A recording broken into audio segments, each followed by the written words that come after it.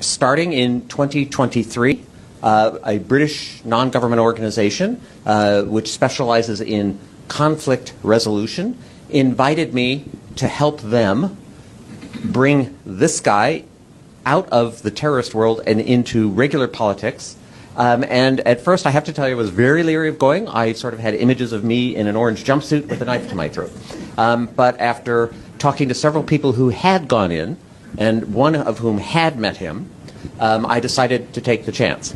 And so the first time I met him, this guy's name is nom de guerre, was Abdulkader Jolani, but his actual name is Ahmed Shara, which he only revealed to the world after he captured Damascus in the Blitzkrieg of December 2024, about 5 months ago.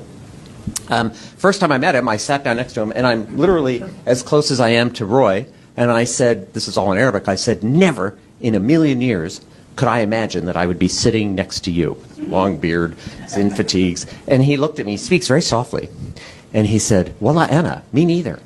And we went on and actually had a pretty civil conversation. I share this because he said something which really piqued my interest. He never apologized for the terrorist attacks in Iraq or in Syria, although there were many fewer in Syria. Never apologized.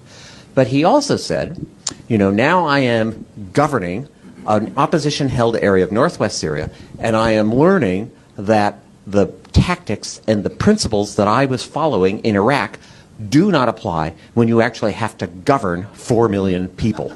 And they had 2 million residents of that area of Syria, and then another 2 million refugees who had come there from other parts of Syria. So they had a population of 4 million.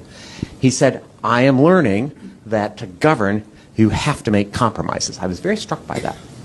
So that was in March 2023, just over 2 years ago. We went back a second time in September. And, oh, I forgot to mention, both times I went, we also met the Syrian Christian communities up in those areas. Many had fled, most had fled, but there were still some Christians there. We asked them, how's life? How, you know, this guy's a jihadi, how is it? And they said, the guy who is now the bishop of Aleppo, Syria's second largest city, at the time was not the bishop, but he was kind of their spokesman. He said, you know, it was a lot worse 5 or 6 years ago. It's much better now because his people are more disciplined, and they are actually beginning to return houses that were seized from us.